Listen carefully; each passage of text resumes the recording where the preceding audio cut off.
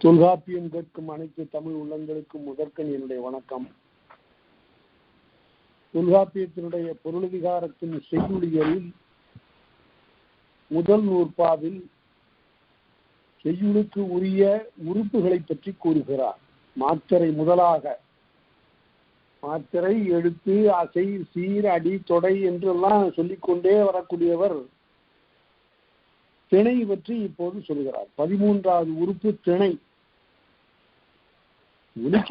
ஒலிக்கும் போதே சரியா ஒலிக்கணும். திணைன்னு சொன்னா அரிசி, திணை என்று சொன்னால் தன்னகரம், திணை என்று சொன்னால் அது ஒழுக்கம் என்று பொருள். இந்த திணை என்பதற்கு நிகராக ஒன்று பிற மொழிகளில் எங்கும் இல்லை என்று நாம் சொல்லவில்லை. அயலவர்கள் குறிப்பாக மலையாளத்திலிருந்தும் ஆங்கில நாட்டில் இருந்தும் சொல்லுகின்ற போது திணை என்பதற்கு ஈடாக இப்படி ஒரு பகுப்பு இல்லை. இது மிக பழங்காலத்தில் ஒரு 3000 ஆண்டுகளுக்கு முற்பட்ட தமிழினத்தினுடைய அறிவு வீறு காட்டுவது என்று சொல்லுகிறார்கள். இந்த திணைக்கு என்ன சொல்லுவது? நச்சினார்க்கினியர் சொன்னார், திணை என்பது ஒழுக்கம் என்றார். அது அகத்திணை புறத்திணை என்று இரு பிரிவுபடும். அதற்கு மேலும் அகத்திணை 7 புறத்திணை 7 என்றெல்லாம் வகுத்தார். இந்த புறத்திணை 7 என்று வகுத்தது பிற்காலத்தில் திண்ணை இலக்கண நூலாரால் 12 என்று ஆக்கப்பட்டது. இந்த 12ங்கிறத மாத்திரம் பிழை இல்லாம எழுதணும். எங்கேயும் 12ன்னு எழுதுவாங்க, 12 தான். 10 கூட்டல் 2 12 என்று ஆகும். ஆக பிற்காலத்தால் 12 என்று புறத்திணையை மட்டும் எண்ணினார்கள். அகத்திணையில மாறுபாடு இல்லை. இப்ப 13வது உறுப்பாக திணை பற்றி தொல்காப்பியர் பேசுகிறார். கைக்கிளை முதலா 7 பெருந்திணையும். இந்த 7 பெருந்திணைங்கிறது இந்த இடத்துல பெருந்திணைங்கிறத பெருந்திணையாக கொள்ளக்கூடாது. கைக்கிளை முதலா 7 பெருந்திணையும், 7 பெரிய திணைகள் என்றால் கைக்கிளையா 7 திணைகள், பிரிவுபடாத நிலையில் இருக்கக்கூடிய திணைகள் 7. அந்த 7 பேரும் திணையும் முற்கடந்தனவே முறையினான. முதல் அகத்திணைகள்ல முதல் நூற்பாவிலே சொல்லிட்டார். கைக்கிளை முதலா பெருந்திணை இருவாய் முற்பட கிளந்த எழுதிணை என்பது அகத்திணைகள்ல முதல் நூற்பா. இந்த உரையாசிரியர் எழுதுவார்கள், முற்பட கிளந்த எழுதிணை என்று சொல்லுவதனால பிற்பட கிளந்த எழுதிணை என்பன பிற்பட கிளக்கப் போவன அது புறத்திணைகள் என்று சொல்லுவார்கள். இப்ப அவ்வாறு சொல்லப்படும். கைக்கிளை என்றால் என்ன பொருள்னு பார்த்தோம்.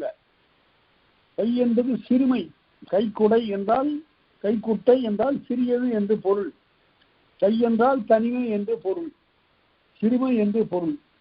அதனால சிறியதாகிய திணை. அது என்ன சிறியதாகிய திணைன்னு என்ன? ஒருவருடைய உள்ளத்திலே காதல் தோன்றுகிறது, ஆனால் அந்த காதலுக்கு வரவேற்பில்லை அந்த பெண்ணிடம் இருந்து. உடனே ஓஹோ இவளுக்கு அந்த காதல் குறிப்பில்லை என்ற உடனே இவருடைய உள்ளத்திலே அது அழிந்து விடுகிறது.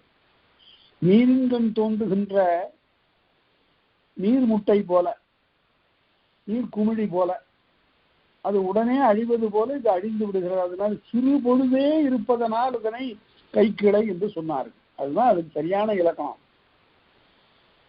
தமிழ் காதல் அதனை பற்றி விரிவாக அவர் எழுதுகிறார்கள். கைக்கிளை முதலாக 7 பெருந்திணையும், கைக்கிளை, அதற்கு பிறகு முல்லை குறிஞ்சி மருதம் நெய்தல் பாலை பெருந்திணை ஆக 7 திணைகள். முற்கிழந்தனது முறையினான. அப்புறம் அதற்கு பிறகு இது அகத்திணை பற்றி சொல்லி கொண்டு வருகிறார். அடுத்தது கைகோள். அது என்ன கைகோள்? அருமையான ஒரு சொல்லு.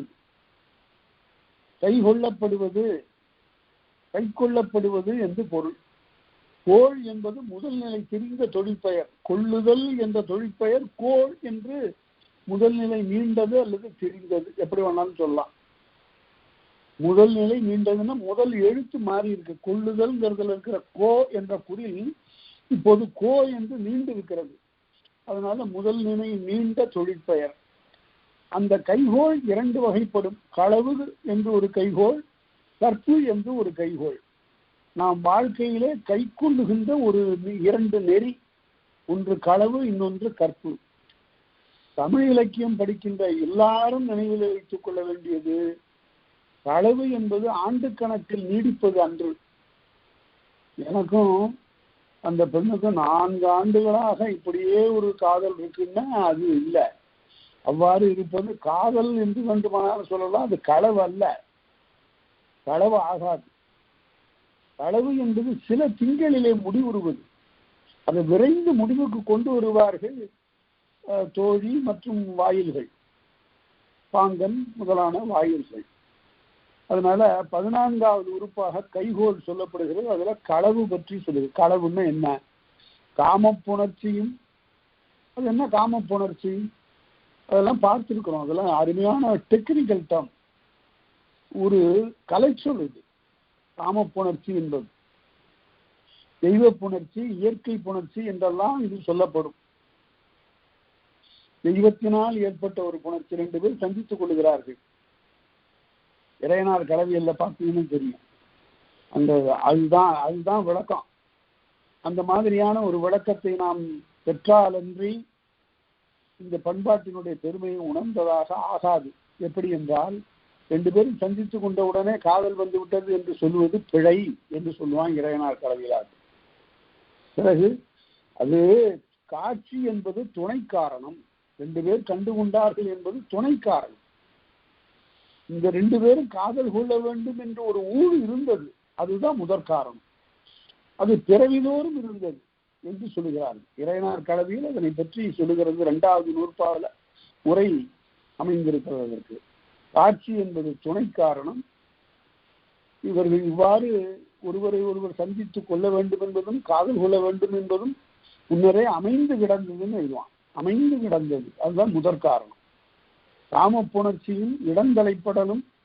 அடுத்தது இடந்தலைப்பாடு என்றால், காமப்புணர்ச்சி ஏற்பட்டு விட்ட பிறகு இருவருக்கும் மனம் ஒன்றிவிட்டது, பார்வையினால் மனம் ஒன்றிய பிறகு அடுத்தபடியாக அவர்கள் சந்தித்துக் ஓர் இடத்தை குறித்து சந்தித்துக் கொள்வார்கள். அதற்கு பேர் இடந்தலைப்பாடு. பாங்கொடு தழாலும் அதற்கு பிறகு தோழியர் கூட்டம், பாங்கர் கூட்டம் என்று தோழியாலும் பாங்கனாலும் வருகின்ற கூட்டங்கள். கூட்டம் என்றால் சந்தித்துக் கொள்ளுதல். தோழியர் புணர்வும் பாங்கொடு தழாலும் பாங்கனாலே தழுவிக் கொள்ளுதலும் தோழியினாலே சேர்ந்து கொள்ளுதலும் ஆங்கன் 4 வகையினும் அமைந்த சார்போடு மறையன மொழிதல் மறையோராரே. இந்த மறையோராருங்கிறதுக்கு தவறா பொருள் சில பேர் எழுதுகிறார்கள். அவ்வாறு எழுதக்கூடாது. மறையோர் என்பதற்கு மறைவாக வைத்து பேணுகின்றவர்கள் என்று பொருள். இங்கு அந்தணர் என்று பொருள் இல்லை. மறையோர், சான்றோர் என்று பொருள். இது மறையோராறு, மறையன மொழிதல் மறையோராறு. மறை என்றாலே களவுன்னு பொருள். இல்லை, களவு நெறிக்கு இலக்கணம் கூறக்கூடியவர்கள் இவ்வாறு கூறுவார்கள் என்று பொருள். 4 வகைப்படும் இந்த களவு என்னும் கைகோள். காமப்புணர்ச்சி, இடந்தலைப்படல், பாங்கொடுதலால், தோழியர் புணர்ச்சி என்று 4 வகைப்படும். அடுத்தது கற்பு. இந்த கற்பு என்பதற்கு என்ன பொருள் என்றால் கல்வி என்று பொருள். கற்பு என்பதற்கு கல்வி என்று பொருள். அது என்ன கற்பு என்பதற்கு கல்வின்னா என்ன பொருள்? அது குடும்பத்தில் ஒழுகக்கூடிய நெறியை பெண் தாயிடமிருந்து கற்றுக்கொள்கிறாள், தந்தையிடமிருந்து தாயிடமிருந்து கற்றுக்கொள்வது வேற, தந்தையிடமிருந்து கற்றுக்கொள்வது வேற. ஊராரிடமிருந்து கற்றுக்கொள்வது வேற, உறவினரிடமிருந்து கற்றுக்கொள்வது வேற. ஆக எல்லா முனைகளில் இருந்தும் அவளுக்கு ஒரு கல்வி அளிக்கப்படுகிறது. அது சொல்லாது சொல்லிக் கொடுக்கப்படுகின்ற கல்வி, அது உணர்த்துகின்ற கல்வி. சின்முத்திரையினாலே இறைவன் அல்லது தவசிகள் எல்லாம் ஒரு நெறியை உணர்த்துவது போல இந்த தாயும் பிறரும் எல்லாம், ஒரு பெண்ணும் ஒரு ஆணும் ஒரு இளைஞனும் எவ்வாறெல்லாம் இந்த சமூகத்தில் ஒழுக வேண்டும் என்பதை உணர்த்துகின்ற நெறிக்கு பெயர்தான் கற்பு. அது ஆணுக்கும் உண்டு, பெண்ணுக்கும் உண்டு. கைகோள் கற்பு. மறை வெளிப்படுதலும், எப்போது களவு வெளிப்படுகிறதோ அது அப்போது கற்பு என்று ஆகிறது. தமரில் பெறுதலும், தமர்னா உறவினராலே பெறுதலும் கற்பு. உறவினர்களும் சேர்ந்து ஏற்பாடு செய்து அரேஞ்சு மேரேஜ் தான். அதுவும் கற்பு தான். இவை முதலாகிய இயல்நெறி தெரியாது. மலிவும், மலிவு என்றால் புணர்தல், சேர்தல், சேர்தலும், புலவியும். கற்பு நெறியில என்னென்னலாம் உண்டு? புணர்ச்சி உண்டு. புலவி என்றால் ஊடல். ஊடல் என்றாலும் ஊடல் தான். ரெண்டுக்கு என்ன வேறுபாடு? வேறுபாடு இருக்கு, இல்லாமல் இல்லை. ஊடல், புலவி, துணி என்று 3 சொற்கள். ஊடல் என்பது ஒரு காரணம் இல்லாமல் கூட வரும். வேண்டுமென்றே ஒரு தலைவி ஊடலை ஏற்படுத்திக் கொள்ளுவாள். கணவனுடைய ஒழுக்கத்தை சீர் செய்வதற்காக அவன்பால் இல்லாத படிச்சொழுக்கத்தை கற்பித்துக் கொண்டு ஊடுவாள். பெண்ணியலார் எல்லாரும் கண்ணில் பொது உண்பர் நன்னேன் பரத்த நின் மார்பு என்று திருவள்ளுவர் பேசுவார். என்ன, தெருவில் இறங்கி நீங்க பாட்டுக்கு வந்துட்டு இருக்கிறீங்க, உங்களை எல்லாரும் பார்க்குறாங்களே, இனிமே உங்களுடைய மார்பிலே பலருடைய கண்கள் என்ற நீங்கள் வந்து மொய்த்தன, அதனை நான் பார்த்தேன், இது உங்களுக்கு ஒடுக்கமாகாது என்று சொல்லுகிறார். அதான் இல்லை தவறு அவர்க்காயினும் ஊடுதல் வல்லது அவர் அழிக்குமாறு என்று பேசுவார். அதனால தவறு இல்லாவிட்டாலும் கற்பித்துக் கொண்டு ஒரு பிணக்கை உண்டாக்கி கொள்ளுதல் அது ஊடல். துணி என்று ஒரு சிறு பொழுது ஏற்படுகின்ற ஒரு வெறுப்பு. அதனால புலவி என்பதுக்கு சற்று அதனினும் வேறுபட்டது. எல்லாம் டியூரேஷன் தான், காலம்தான், காலக்கணக்கில் தான். அந்த மிக்கற்றால் நீடவிடல் நான் சொல்காப்பியர். எப்படி இருப்பினும் ஊடலுடைய நிலை எதுவாயினும் அதனை நீடவிடக்கூடாது. மிக்கற்றால் நீடவிடல், அது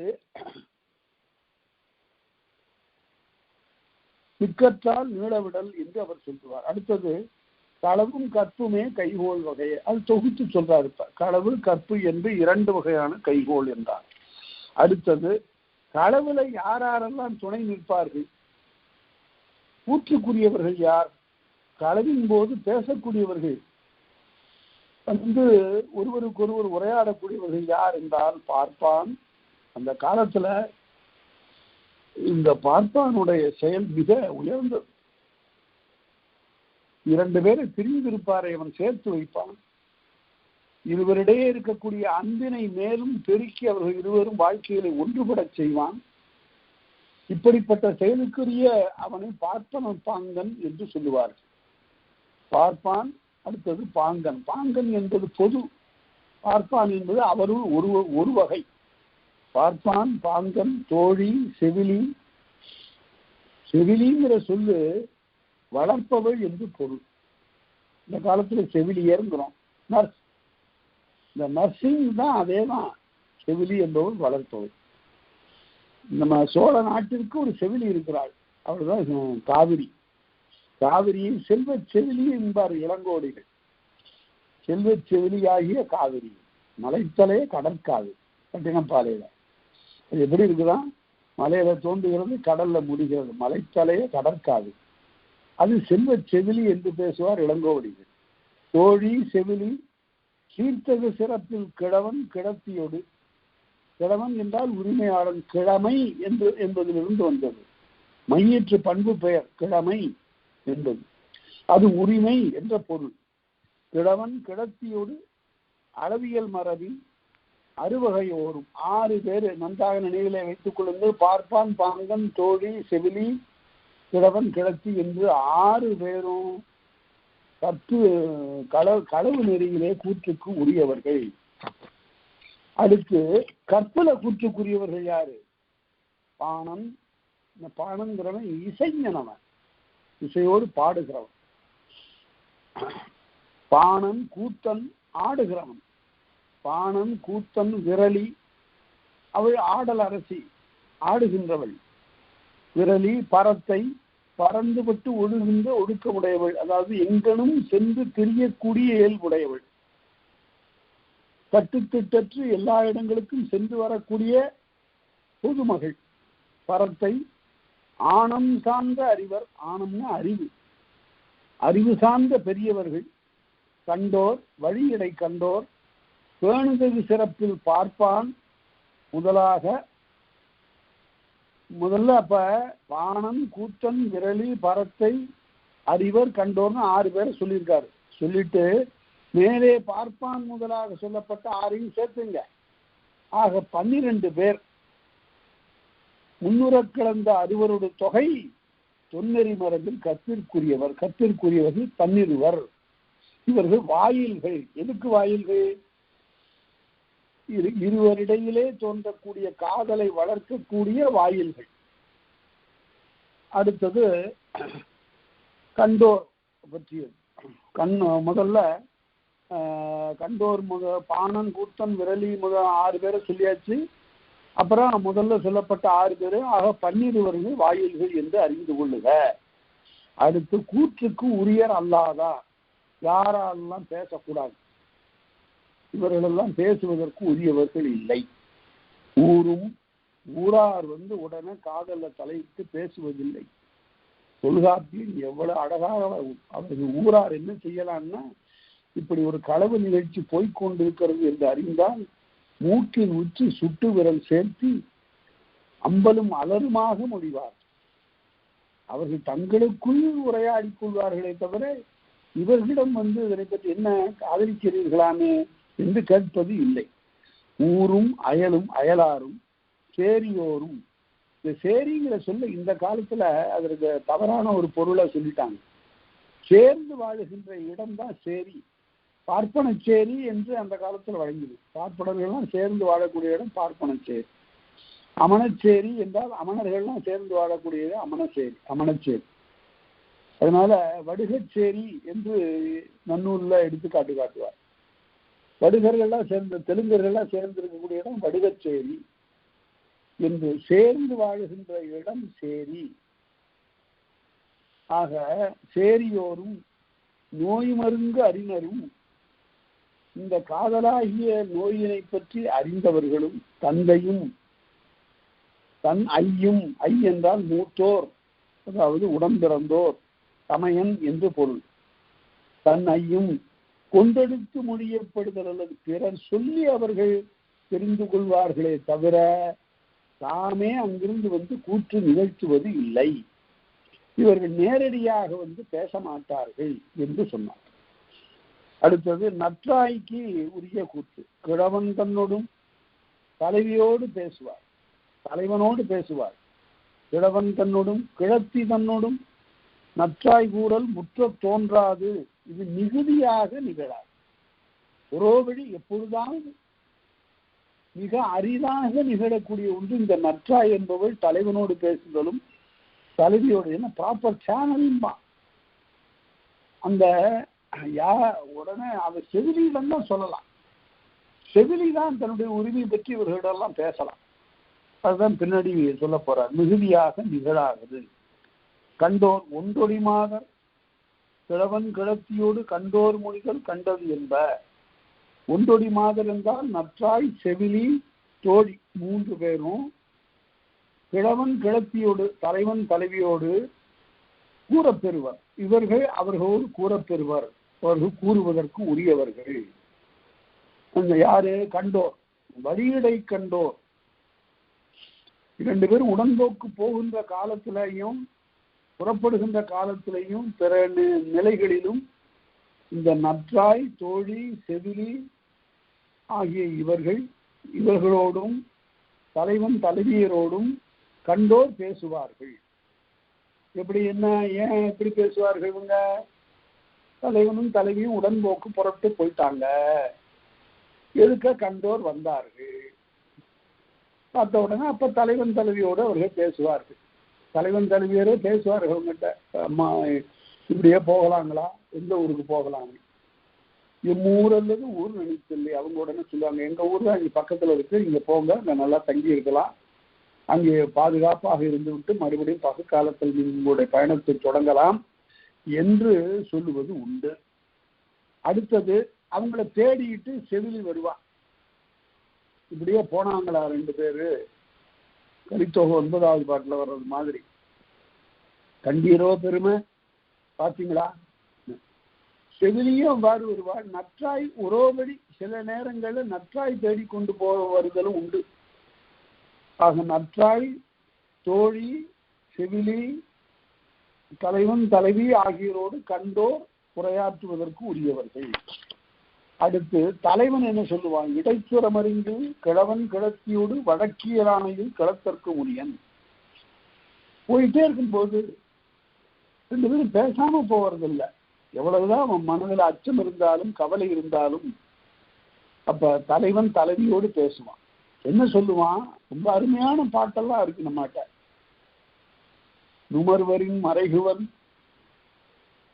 உன்னுடைய சொந்தக்காரங்க யாராவது வந்தா நான் மறைஞ்சுக்கிறேன்.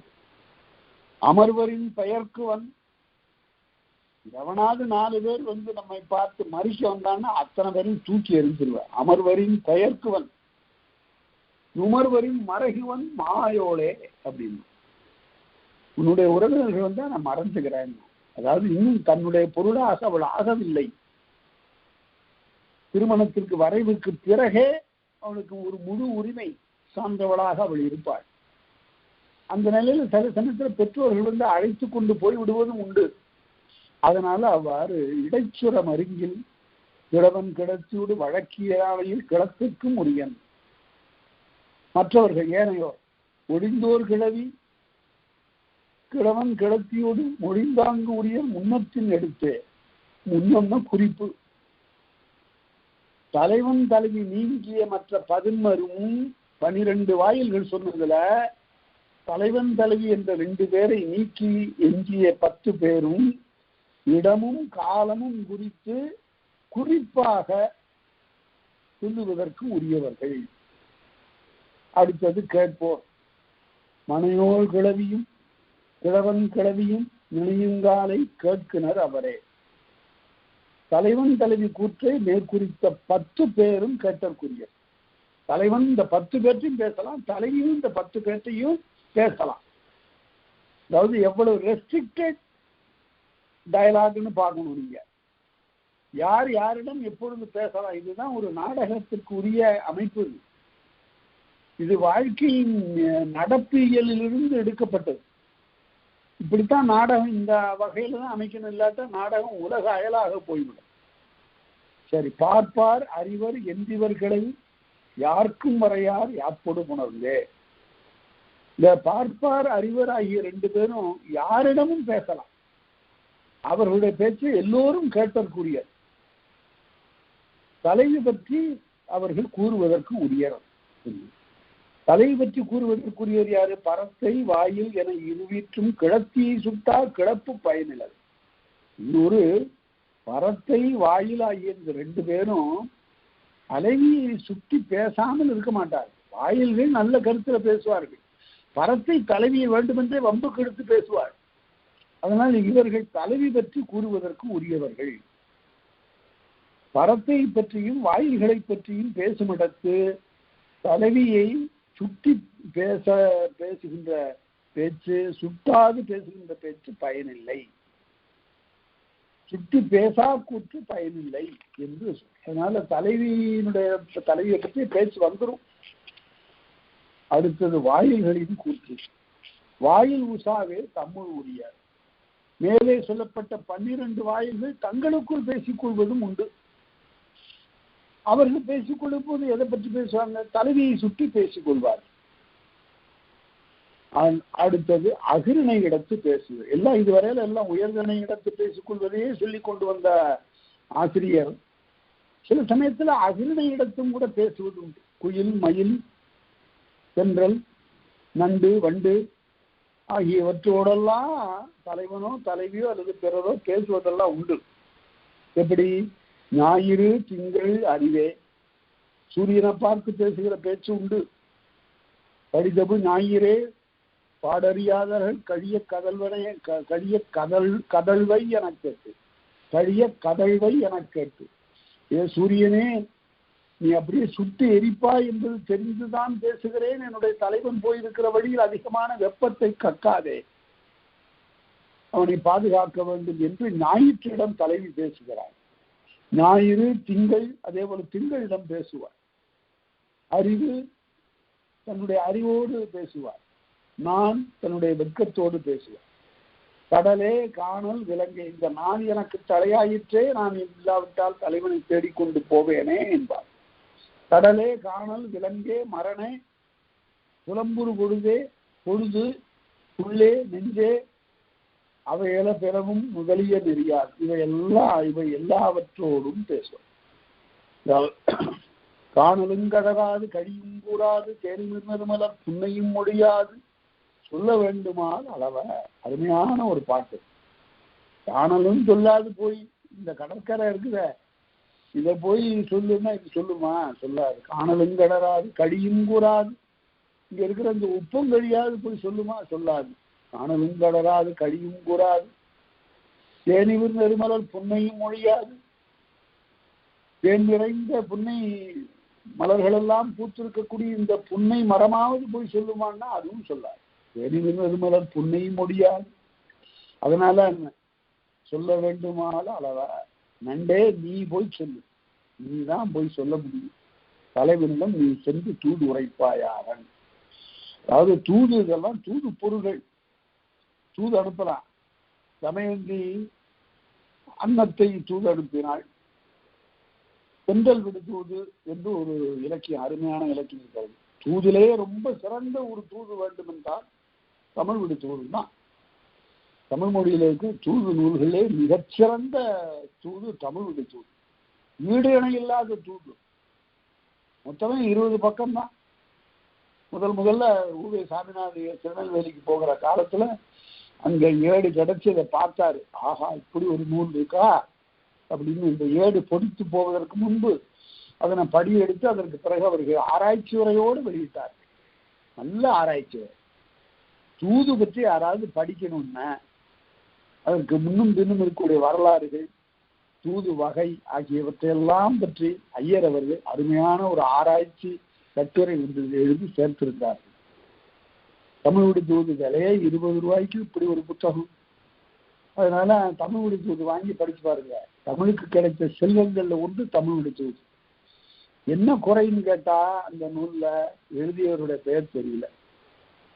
இந்த ஆசிரியன் தன்னுடைய பெயரை தெரியப்படுத்திக் கொள்ள வேண்டும் என்பதற்காக அவர் எந்த விதமான முயற்சியும் மேற்கொள்ளவில்லை. மதுரை சொக்கநாதர் தமிழ் விடு தூது.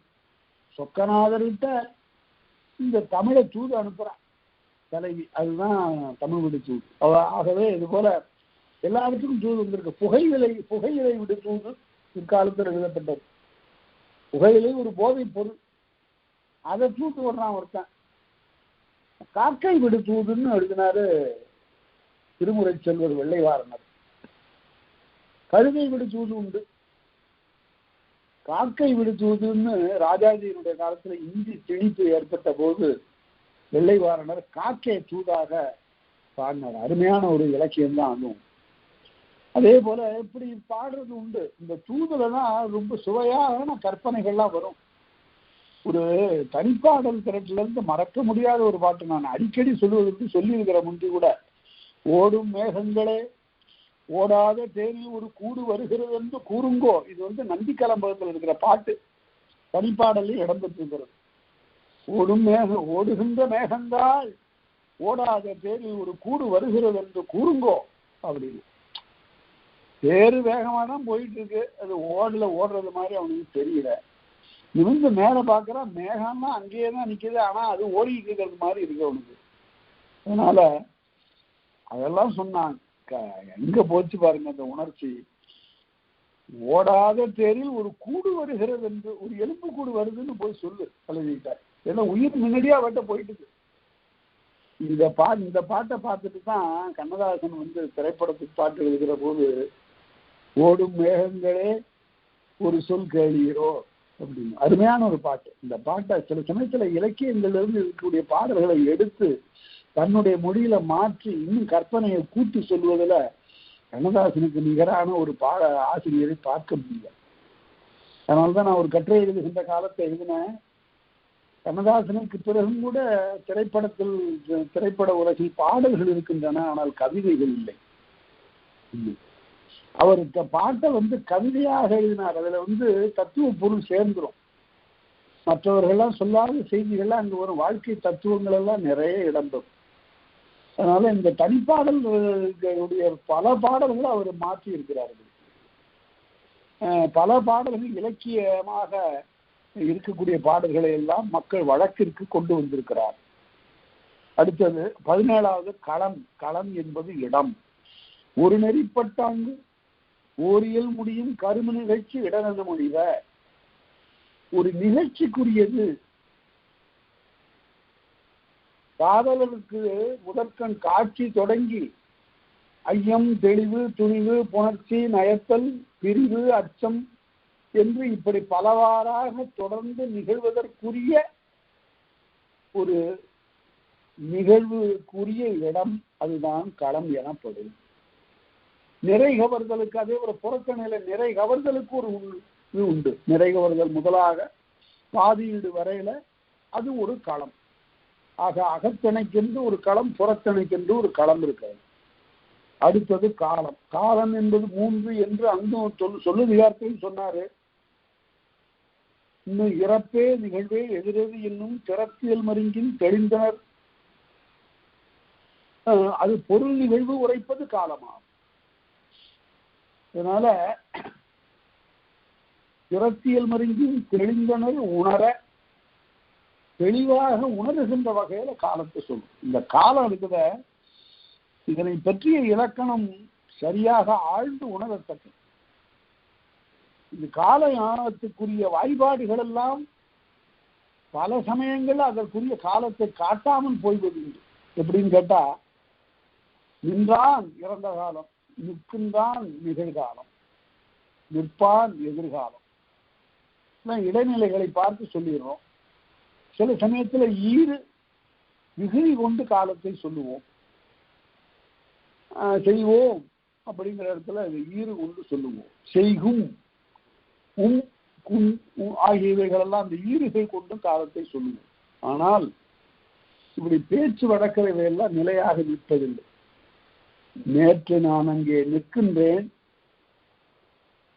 அவன் அங்கிருந்து வந்தான். நேற்று நான் நிற்கின்றேன், என்ன ஆச்சுன்னு பாருங்க. நேற்று இறந்த காலம், நிற்கின்றேன் நிகழ்காலம். நேற்று நான் அங்கே நிற்கின்றேன், அவன் வந்தான், அது சரி இறந்த காலம். அப்போது அவன் என்னை பார்த்து சொல்லுகிறான், மறுபடியும் நிகழ்காலம். எப்படி நேற்று. இப்படி காலம் மயங்கி வரும். அதையும் தொல்காப்பியர் அருமையாக வினை எல்லாம் சொல்லியிருக்கிறார். அடுத்தது பயன். இது நனி பயக்கும் இதன்பின் என்னும் தொகைநிலைக்கிழவி பயனெனப்படுமே. அதாவது பயன்கிறது சொல்வது. ஒரு பாட்டு, அருமையான பாட்டு, நமக்கு தெரிந்த ஒரு பாட்டு தான். விளையாடு ஆயமுடு வெண்மணல் அழுத்தி மறந்தனம் துறந்த கால் முளையாக நெய்பை வீம்பால் பெய்தினிது வளர்த்த அன்னை கூறினது புன்னை எது சிறப்பே. இந்த பாட்டை கொஞ்சம் நன்றாக நீங்க கொஞ்சம் நினைச்சு பார்க்கணும். சில சமயத்துல பாட்டை படிப்பதனாலும் உரையை படிப்பதனாலும் உணர்ந்ததாக கருத முடியாது. அப்படி ஒரு பாட்டு இது. எப்படி என்றால், விளையாடு ஆயமுடு தோழியரோடு நான் விளையாடுகின்ற காலத்தில் ஒரு புன்னை விதை கிடைத்தது. அதனை இந்த கடற்கரை மணலிலே நாங்கள் புதைத்தோம். அதற்கு பிறகு என்ன செய்தோம்? நெய்வை தீம்பால் பெய்தினிது வளர்த்த நாங்கள் சாப்பிடுற நெய்யையும் பாலையும் அதுக்கு ஊற்றணும். அது வளர்ந்து அப்படி வேகமாக அந்த புன்னை கடற்கரை மணல்ல மரமாக வளர்ந்தது. அப்ப அம்மா சொன்னா, அன்னை கூறினள் புன்னை எது சிறப்பு. என்ன சொன்னா? நும்மிற் சிறந்தது நுவையாகும் என்று. இது உன்னை விட நல்லது, சிறியது நல்லது, இது நுவையாகும், உனக்கு தங்கை முறை என்று சொல்லிட்டார். அப்படின்னு சொன்னாலும் இப்ப தலைவி சொல்லுகிறாள் தலைவனிடம், நாம இங்க நின்று காதல் மொழி பேசக்கூடாது, ஏனென்றால் இது எனக்கு தங்கை என்று சொல்லி இருக்கிறாள் என் தாய். ஆகவே இந்த துறையில என்ன சொல்ற, நிறைபடு நீழல் பிறவு மாறுளவே, இன்னும் நிறைய மரங்கள் இருக்கு, நிறைய நிழல் இருக்கு அப்படின்னு சொல்றா. அப்படின்னா உடனே இப்படியே பாட்டை முடிச்சிடறாங்க, வாங்க அங்க போய் பேசலான்னு சொல்லல. அது அப்படி பொருள் அல்ல. இதுதான் பாட்டிற்குரிய பயனை உணர்த்துவது. பாட்டு உண்மையிலே என்ன சொல்லுகிறது என்றால், இந்த மரத்து நிழல்ல பேச வேண்டாம், இங்க நிறைய மரங்கள்லாம் இருக்கிறது என்றால் அங்க போய் பேசுவோம். இன்னும் 100 மரம் இருக்கு, இன்னும் 3-4 மாதத்துக்கு அங்கங்கெல்லாம் போய் பேசலாம் நம்ம என்று பொருள் இல்லை. அவ்வாறு சொல்லுவது பிழை. அப்ப என்ன பொருள்? அதாவது வரைவு வேண்டுகிறார். இனி பகற்காலத்திலே வராதேங்கிறார். அதுதான் பொருள். இங்கு அதை சொல்லுகிற ஒரு உத்தி தான் அது. இந்த மரம் என்னுடைய தங்கை என்று சொல்லி இருக்கிறாங்கன்னா, இங்கு அம்மா நானும் உம்மோடு நகையை இங்கே நான் உன்னோடு விளையாட்டாக பேசுவதற்கு எனக்கு வெட்கமாக இருக்கிறது என்றால், மேல துறை என்ன எழுதியிருக்குன்னு பார்க்கணும், கூற்று என்ன எழுதியிருக்கணும். பகற்குறி வராதே என்று தடுத்து வரைவு வேண்டியது அப்படின்னு இருக்கும். அதனால திருமணத்திற்காக பகற்காலத்துல வர வேண்டாம் என்று ஏன் சொல்லுகிறாங்க? எல்லாரும் அறிவார்கள், நம்ம களவு வெளிப்பட்டு போய்விடும். ஆகவே நீ இனிமேல் மனம் பேசு, திருமணம் பேசு என்று சொல்லுவதற்காக அமைந்த அந்த பாட்டை எல்லாரும், நானும் பார்த்துட்டேன், பல பேர் பேசும்போது இந்த மரத்து நிழல்ல நம்ம பேச வேண்டாம், அம்மா சொல்லியிருக்கிறாப்படி, ஆகவே நாம இந்த துறையில இன்னும் நிறைய மர நிழல்கள்லாம் இருக்கின்றன அப்படின்னு முடிச்சிடுறாங்க. அது பொருள் என்று. அதனால்தான் பாட்டினுடைய பயன் வேறு. பாரதி சொல்வார், ஆழ்ந்திருக்கும் பொருள் காண்கிறார். ஒரு பாட்டினுடைய ஆழமான பொருள் என்னவென்று அதுதான் பயன்கிறது. மெய்ப்பாடு உயிர்த்துணர்வின்றி தலைவரும் பொருண்மையில் மெய்ப்பட முடிப்பது மெய்ப்பாடாகும். ஒரு பொருள் குறித்து உயிர்த்துணர்வு இல்லாமல் சொல்ல தலைப்படுகிற போது, இந்த புலி பாஞ்சது பாரு அப்படின்னு சொல்லுவான். எப்படி பாஞ்சதுங்கிறது அவனுடைய உடம்புல பாடி லாங்குவேஜ்ல வரணும், உடல் மொழியாக வர வேண்டும். அதுதான் அவ்வாறு வருவதுதான் மெய்ப்பாடு. ஒரு செய்தியை அவன் சொல்லாலே சொல்லுகின்ற போது, ஒரு பொருள் குறித்து உயிர்த்துணர்வு இல்லாமல் சொல்ல தலைப்படுகிற போது அதற்குரிய உடல் வேறுபாட்டை, பார்வையை, முகத்தின்கண் தோன்றுகின்ற வேறுபாட்டை காட்டுவதுதான் மெய்ப்பாடு. அதாவது ரொம்ப அருமையான ஒரு பாட்டு, ஏச்சி பிழைக்கும். அதாவது மதுரை வீரன் ஒரு படத்துல இந்த இடத்துல ஒரு பாட்டு போட்டா நல்லா இருக்குமேன்னாரு படம் எடுத்த சின்னப்பது. உடனே என்ன பாட்டு எழுதுறீங்க? அப்போ ஒரு நடனமும் போடலாமே, ஒரு ஆட்டமும் போடலாமே, ஒரு ஆடல் பாடலோட ஒரு காட்சி வைக்கலாமே.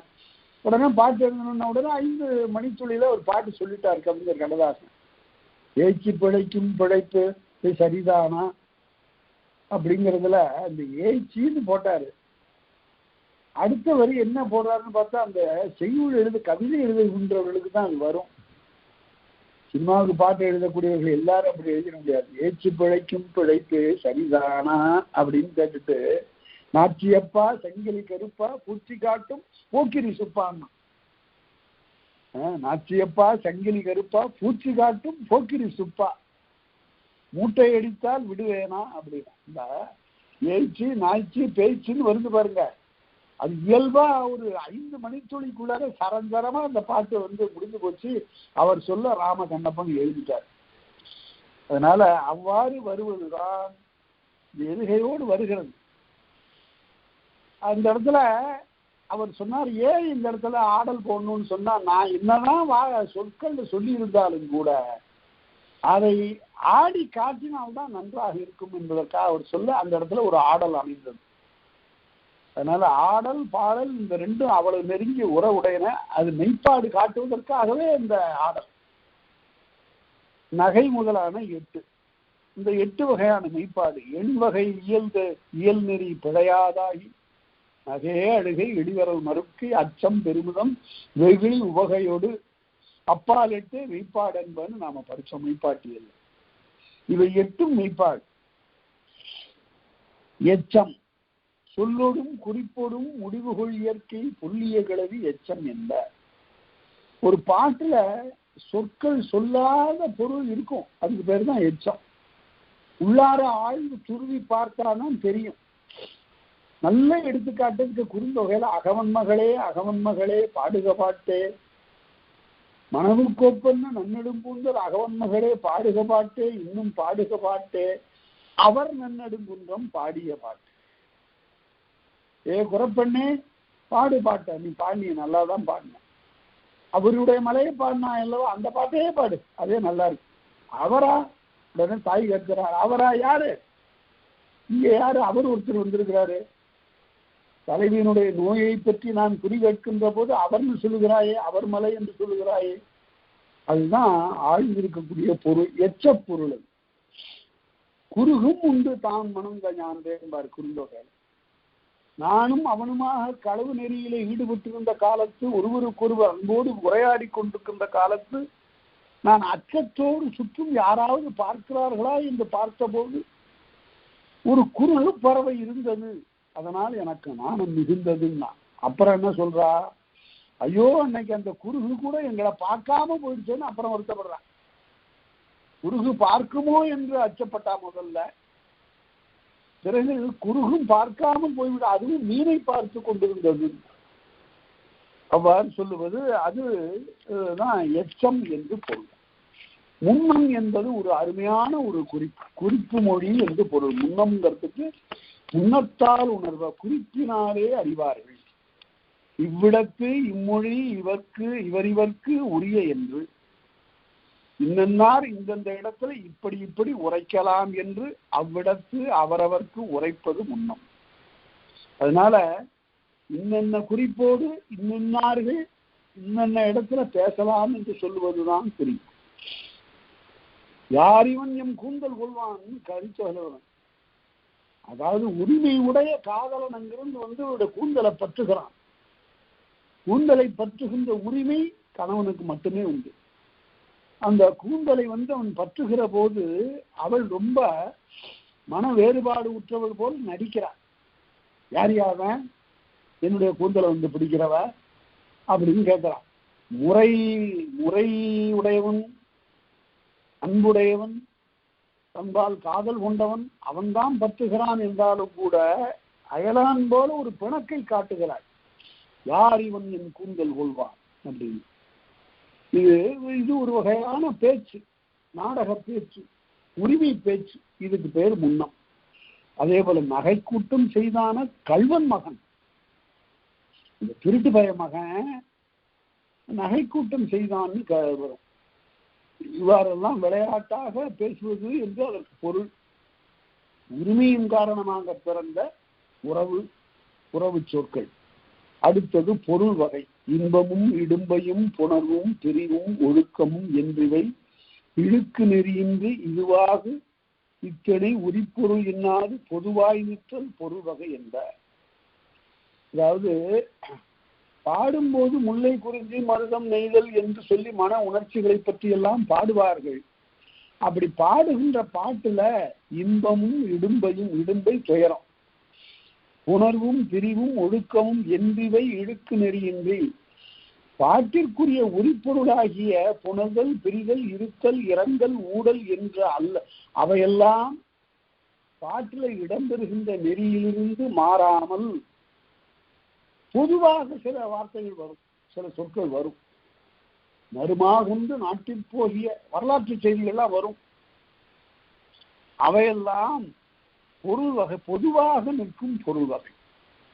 அகத்தனை பொருளை பற்றி பேசுகின்ற போது ஓமையாக வரக்கூடியனவும் வரலாற்று குறிப்புடையனவாக வரக்கூடியனவும் இருக்கும். பரணர் பாட்டுல எல்லாம் நிறைய வரலாறு தான் வரும். வாரலன் சேரி சேர சாரலின் தார், என் சேரி பக்கம் வராத என்று சொல்லிவிட்டு அடுத்தபடி 6 அடிகள்ல வரலாறு தான் பேசுவார். அப்படி எல்லாம் பொது செய்திகள். அந்த பொது செய்திகளும் வரலாம் என்று சொல்லுவார். உவமையாக வரக்கூடிய பொது செய்திகளும் வரப்பெறலாம். அடுத்தது துறை. அவ்வம் மாக்களும் விலங்கும், மனிதர்களும் விலங்கும் அன்றி பிற பறவைகள் முதலானவையும் செடி கொடிகளும் பிற அவன் வரியும் பிறவதன் நாடி அத்தம் இயலான் மரபொடு முடியும் அத்திறந்தானே துறை எனப்படுமே. அதாவது பாடல்கள்ல செய்தியை சொல்லுகின்ற போது மக்கள், விலங்கு, இவர்களெல்லாம் செடி கொடிகள் பறவைகள் ஆகியவை எல்லாம் வரும். இவையெல்லாம் ஒரு பொருள் உணர்த்துவதற்காக உள்ளுரையாக வரும், வர்ணனையாக வரும். அவ்வாறு வருவதெல்லாம் துறை என்று சொல்லப்படும். அவையெல்லாம் எதற்காக வருகின்றன? ஒரு துறை விளக்கத்திற்காக வருகின்றன. அகத்திணை மாந்தர் புறத்திணை மாந்தர் ஆகியோர் விலங்கு பரவுகிறார்கள். அந்தந்த உயிர்களுக்குரிய முடிவுகள் அங்கங்கு தரப்படும் என்று காட்டுகிறார். அடுத்தது மாட்டு. ரொம்ப இன்றியமையாத ஒன்று. மாட்டுன்னா ஒரு செய்யுள்ள முதல் அடியில 10 அடி செய்யுள் இருக்குன்னு வச்சுங்க, முதல் அடியை கொண்டு போய் 8வது அடியோட பொருத்தி பொருள் காணுமாறு இருக்கும். அதுக்கு பேர் தான் மாட்டு. அங்க கொண்டு போய் மாற்றது. அகன்று பொருள் கிடப்பினும் பொருள் முதல் அடியிலையும் 8வது அடியிலையும் இருக்கு, கொண்டு வந்து சேர்க்கணும்.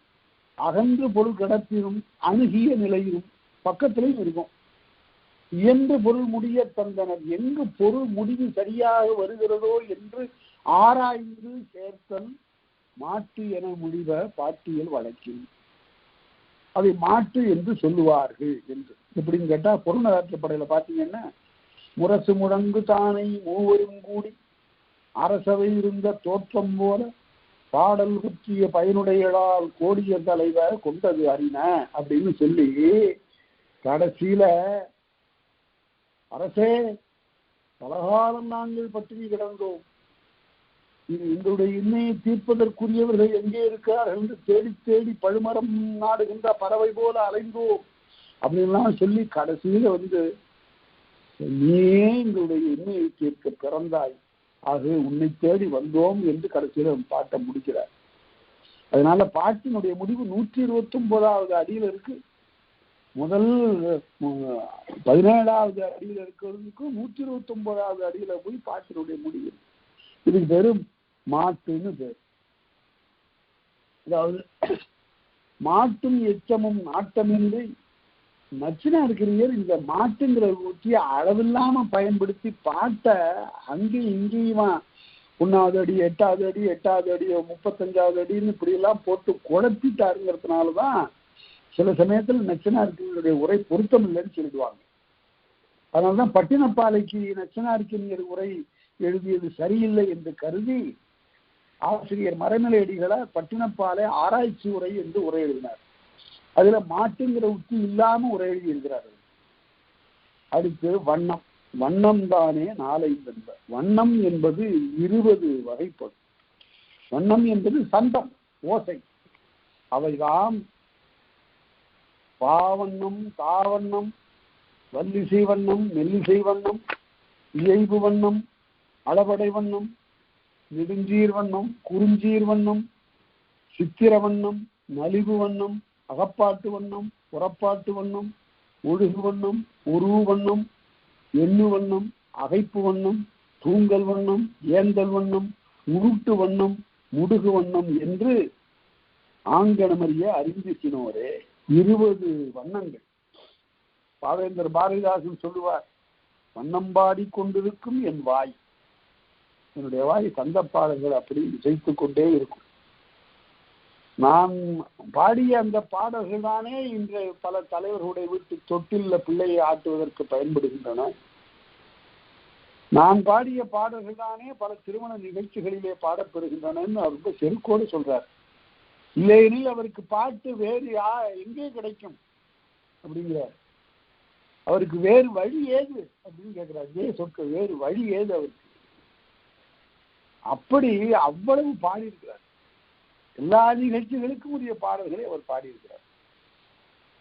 இப்ப ஒவ்வொரு வட்டத்திற்கும் ஒவ்வொரு சந்தத்திற்கும் உள்ள இலக்கணத்தை தொல்காப்பியர் சொல்லுகிறார்.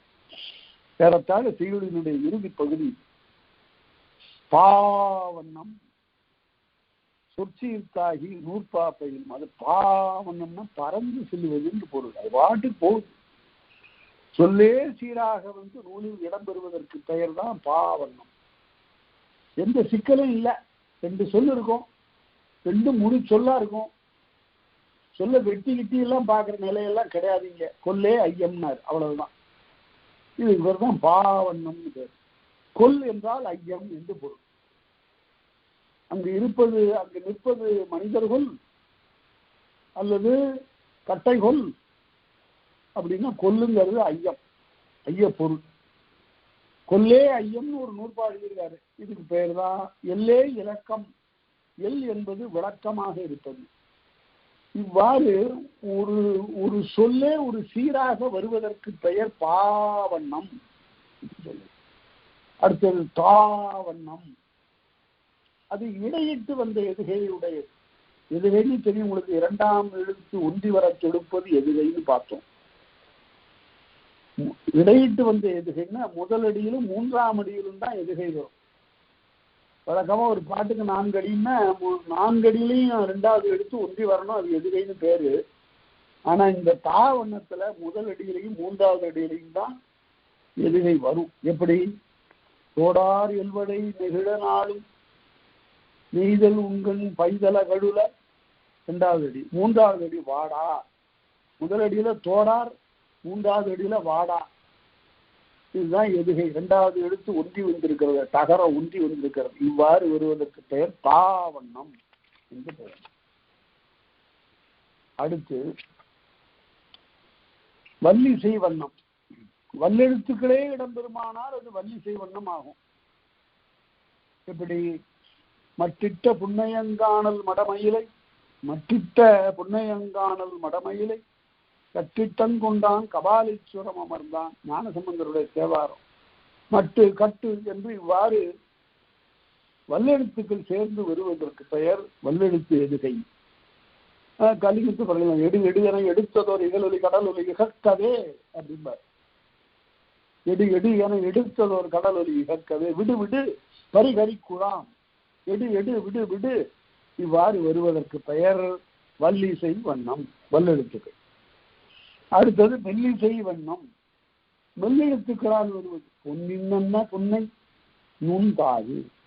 பொன்னின் அன்ன எல்லாம் நகர ஒற்று மெல்லெழுத்துக்கள். அவ்வாறு வருவதற்கு பெயர் மெல்லிசை வண்ணம். இயைபு வண்ணம் என்பது இடையெழுத்து வருவது.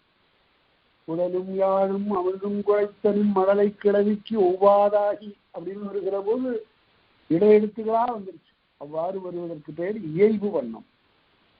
அளபடை வண்ணம், அளபடை வயது.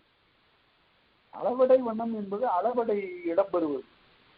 திருக்குறள்ல ஓதல் வேண்டும் ஒளிமாழ்கும் செய்வினை ஆது என்னும் அவர்.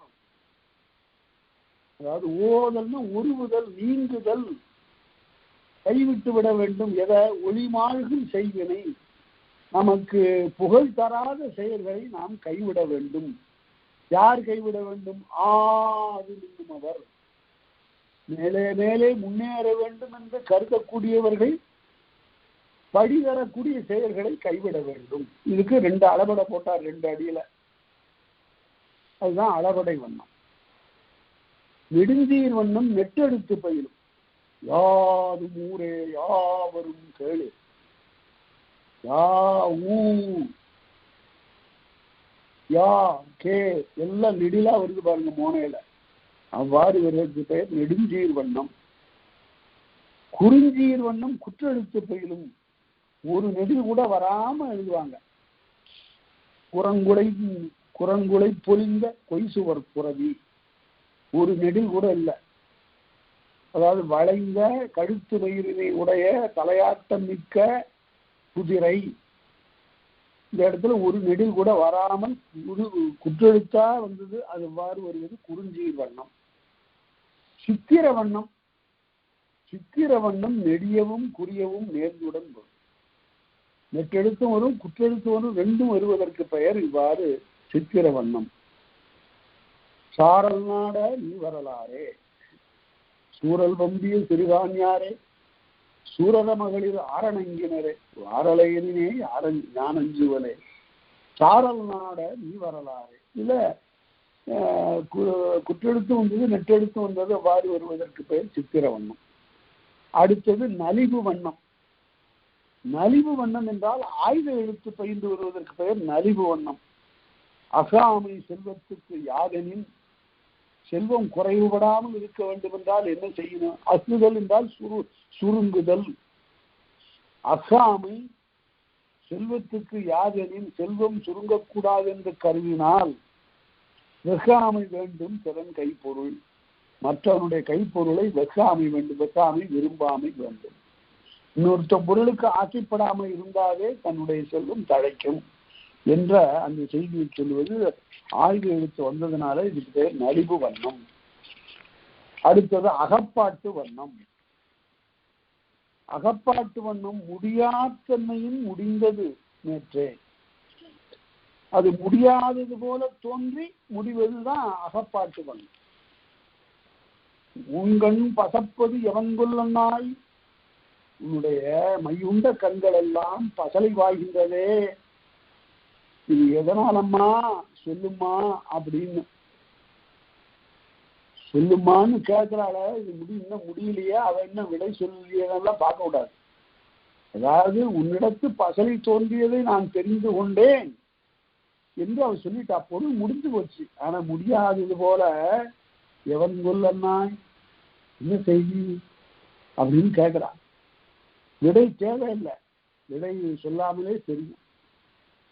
புறப்பாட்டு வண்ணம். புறப்பாட்டு வண்ணம் முடிந்தது போன்று முடியாதாகும், முடிந்தது போல இருக்கும். எப்படி? இன்னாவைகள் வாரா முன்னே செய்தி முன்னிய வினையே முன்னீர் வரைப்பகம் முழுதுடன் துறந்தே, இந்த உலகத்தை முழுவதையும் துறந்து விடு, நீ நினைச்ச காரியங்கள்லாம் செய்யி, துன்பம் வருவதற்கு முன்னால் உலகத்தை துறந்து விடு. அப்புறம் என்ன செய்யணும்?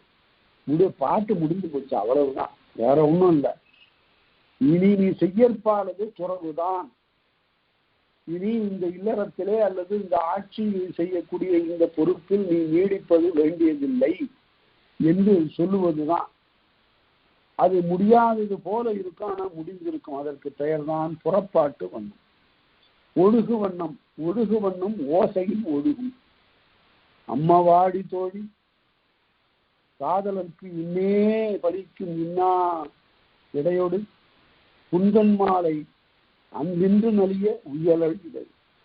ஒன்றும் இல்லை, பாட்டு ஆற்றொழுக்க பொழுங்கும், எங்கேயும் தேங்கி நிற்கக்கூடாது.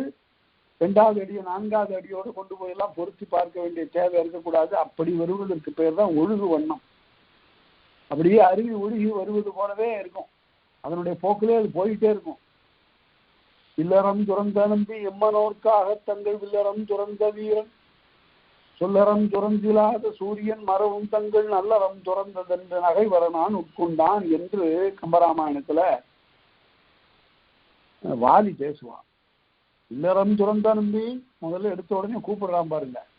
விழி 4வது பாட்டிலேயே 4வது அடியிலேயே 3வது அடியிலேயே இல்லை, முதல் அடியிலேயே எடுத்த உடனே இல்லறத்தை துறந்து வந்த நம்பியாகிய ராமனே இல்லறம் துறந்த நம்பி எம்மனோர்க்காக தங்கள் இல்லறம் துறந்த வீரன், எங்களுக்காக நீ உன்னுடைய இல்லறத்தையே துறந்து விட்டாயே. சொல்லறம் துறந்திலாத சூரியன் மரம் தங்கள் நல்லறம் துறந்ததென்று நகைவர நான் கொண்டான்.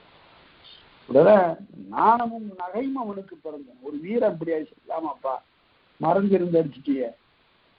இது ஆற்றொழுக்காக அமைந்த ஒரு பாட்டு நடை. இதுக்கு பெயர் ஒழுகு வண்ணம். உரு வண்ணம். உரு வண்ணம் என்பது ஒரு தொடை தொடுக்கும்.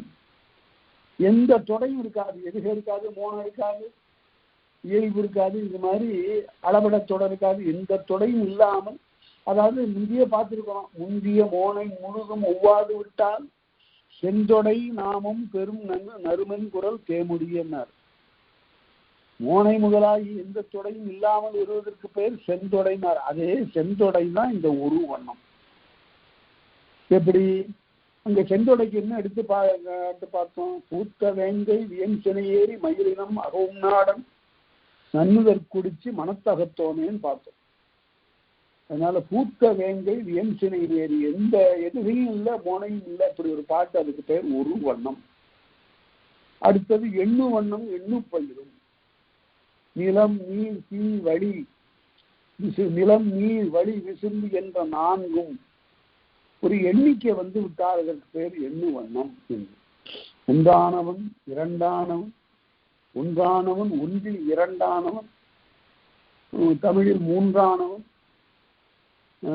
வேதத்தில் 4ஆனவன் என்ற இப்படியெல்லாம் எழுதுகிறார் பாருங்க. அதான் எண்ணு வண்ணம் என்று சொல்லப்படும். அடுத்தது அகைப்பு வண்ணம். அது அறுத்து அறுத்து ஒழுகுனார். சிறிய கற்பெறினே எமக்கு மண்ணே, கொஞ்சம் கல்லு கிடைச்சா எண்ணெய் எடுத்து கொடுத்துருக்கார். பெரிய கற்பெறினே அடுத்த வாக்கியம், பெரிய கற்பெறினே யாம்பாட தாமகிழ்ந்து உண்ணுமண்ணே. பெரிய கல் கிடைச்சாலோ நான் பாட நீ முண்டு மகிழ்வாய். சிறு சோற்றாலும் நனிகலர் பலத்தன் மண்ணே, பெருஞ்சோற்றாலும் நனிவல கலத்தன் மண்ணே என்று இப்படி சிறு சிறு சிறு தொடர்களாக அறுத்து அறுத்து எழுதப்படுவதற்கு பெயர் அகைப்பு வண்ணம். தூங்கல் வண்ணம் வஞ்சி வயலும்.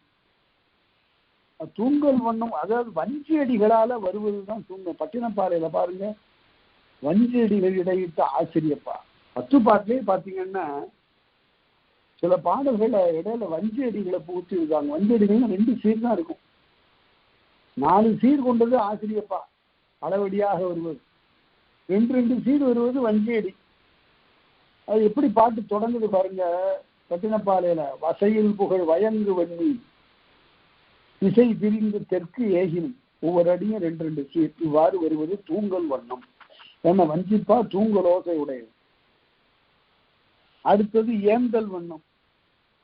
சொல்லியே சொல்லி சொல்லியது சிறக்கும். ஒரு சொல்லுக்கு இருக்கக்கூடிய பொருளை மேலும் சிறப்பாக காட்டுவதற்கு பெயர் தான் ஏந்தல் வண்ணம். எப்படி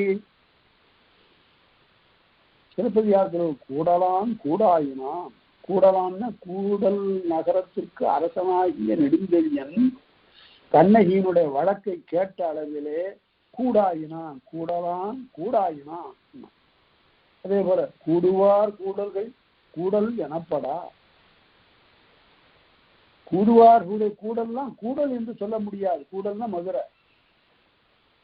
10 பேர் கூடிட்டா அது கூடல் ஆயிடுமா? மதுரை ஆகுமா? கூடலு கூடவே கூடலும் கூட, அதாவது கூடலாகிய மதுரையில் கூடுவதுதான் கூடல் சங்கம் என்று பேசினார். அது என்னுடைய வாழ்க்கையில் அது ஒரு முக்கியமான நிகழ்ச்சி. என்னவென்றால், அரசு ஒரு முறை அழைத்து இந்த 11ஆம் வகுப்பு 12ஆம் வகுப்பு 2க்கும் பாடநூல் அமைக்க வேண்டும் என்று சொன்னார்கள். எனக்கு அதில் விருப்பம் இல்லை. என்ன, அவர்கள்லாம் சில நிபந்தனைகள்லாம் சொல்லுவார்கள்.